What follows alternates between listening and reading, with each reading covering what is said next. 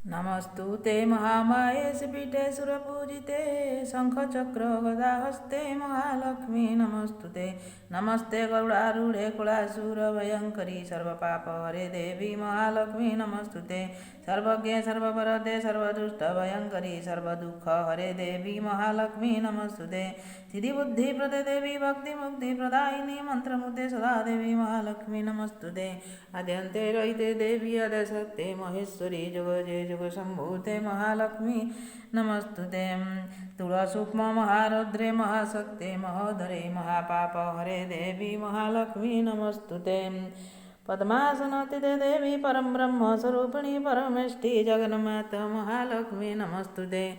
श्वेताम्बरधरे देवी नानालङ्कारभूषिते जगत्शिषे जगन्माता महालक्ष्मी नमस्तुते। सर्वमहालक्ष्मी स्तोत्रं च पठते भक्तिमन्तर सर्वसिद्धिमहाप्नोति राज्यं प्राप्नोति सर्वदा।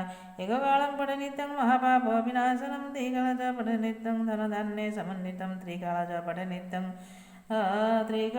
नित्यं महाशत्रुविनाशनं महालक्ष्मी भवेत् नित्यं प्रसन्ना वरदा शुभा इत्यन्द्रश्री महालक्ष्मी अष्टकं सम्पूर्णम्।